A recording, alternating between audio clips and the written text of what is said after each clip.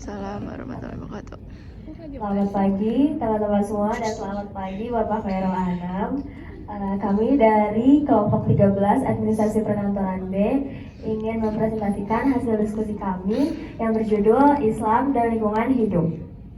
Sebelum itu, izinkan kami memperkenalkan diri terlebih dahulu. Nama saya Raisya Fadiahaya dengan nomor NPM 2506627072. Nama saya Delio. Nama saya Alicia dan NPM 2506628756. Nama saya Farah Kaila dengan NPM 2506631574. Ya Raisa cakep ya, pakai kerudung ya?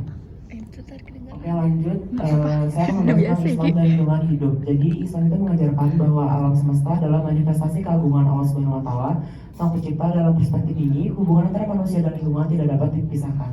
Manusia diangkat sebagai khalifah fil ard atau yang artinya pengurus di bumi yang memegang tanggung jawab suci untuk mengelola dan memakmurkan serta menjaga dan melestarikan alam. Next ada pemanasan global. Jadi pemanasan global itu dipandang sebagai konsekuensi dari penyimpangan manusia, terutama karena keserakahan atau israf, yaitu sifat yang berlebih-lebihan yang menyebabkan kerusakan atau fasad. Sebagaimana ditegaskan dalam Al-Quran, Quran Surat Ar-Rum ayat 41, di mana bencana alam berfungsi sebagai peringatan ilahi untuk kembali kepada ketaatan Allah Subhanahu Wa Taala. Oleh karena itu, melestarikan lingkungan dan menjauhi tindakan kerusakan bukan hanya kewajiban moral, melainkan wujud ibadah dan ketaatan kepada Allah dengan tujuan menjaga kelangsungan hidup.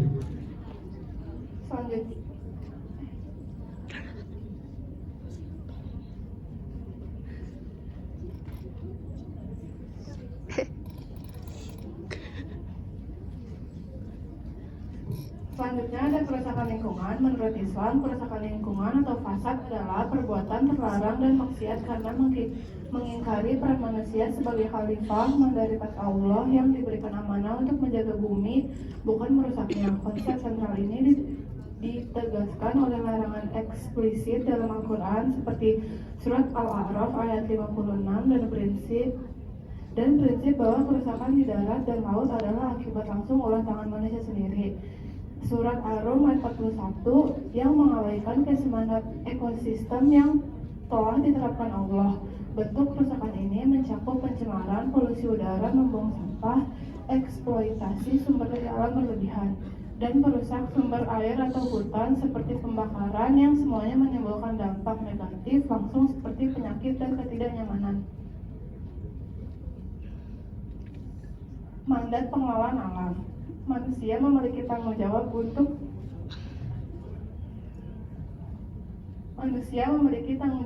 menjaga, mengatur, dan memanfaatkan alam secara bijak. Dalam Islam, manusia adalah khalifah yang menerima amanah untuk melestarikan bumi, menghindari kerusakan, dan tidak berlebihan dalam memanfaatkan sumber daya. Perspektif lingkungan hidup modern menekankan pengelolaan yang berkelanjutan, perlindungan ekosistem, dan pemanfaatan yang bertanggung jawab. Keduanya sepakat bahwa manusia wajib menjaga keseimbangan alam demi keberlanjutan generasi. Keduanya sepakat bahwa manusia wajib menjaga keseimbangan alam demi keberlanjutan generasi sekarang dan mendatang.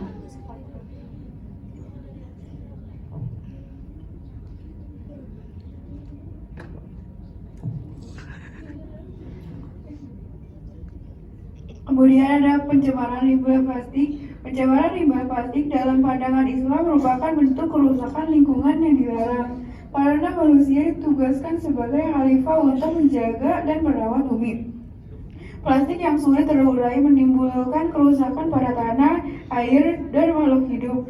Sehingga di muka bumi Islam mengajarkan kebersihan, menghindari perilaku mubazir, serta menjaga keberlangsungan alam. Karena itu, mengurangi penggunaan plastik dan mengelola sampah dengan baik menjadi bagian dan tanggung jawab umat Islam dalam menjaga amanah Allah atas lingkungan. Kemudian ajaran Islam tentang peran mahasiswa dalam menjaga dan melestarikan lingkungan hidup. Islam mengajarkan bahwa manusia adalah khalifah di bumi yang diberi amanah untuk menjaga dan merawat lingkungan. Al-Quran melarang segala bentuk kerusakan atau fasad, memerintahkan kebersihan, serta menekankan sikap tidak mubazir sebagai dasar etika ekologis. Menjaga keseimbangan alam dipandang sebagai bagian ibadah dan tanggung jawab moral kepada Allah. Dalam konteks kehidupan modern, mahasiswa memiliki peran penting sebagai agen perubahan yang mampu mengedukasi masyarakat, menerapkan gaya hidup ramah lingkungan, mengurangi penggunaan plastik, serta berpartisipasi dalam kegiatan pelestarian alam seperti kampanye hijau, riset lingkungan, dan pengelolaan sampah di kampus.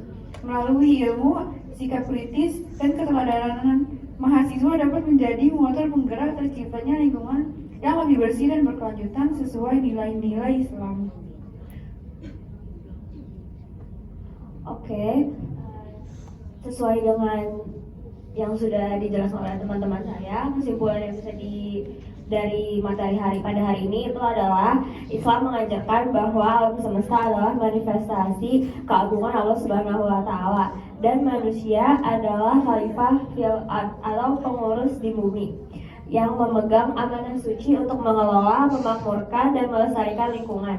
Oleh karena itu, segala bentuk fasad, kerusakan atau penyimpangan termasuk eksploitasi berlebihan dan pencemaran seperti limbah plastik adalah perbuatan terlarang dan maksiat karena mengingkari amanah ini. Kerusakan di darat dan laut termasuk pemanasan global dipandang sebagai konsekuensi langsung dari ulah tangan manusia sendiri yang berfungsi sebagai peringatan ilahi. Melestarikan lingkungan bukan hanya kewajiban moral, tetapi wujud ibadah dan ketaatan kepada Allah Subhanahu wa Ta'ala dengan tujuan menjaga kelangsungan hidup dan mencapai pahala, di mana peran mahasiswa sebagai agen perubahan sangat ditekankan untuk mengedukasi dan menerapkan gaya hidup ramah lingkungan. Sekian presentasi dari kami. Apakah ada yang ingin bertanya?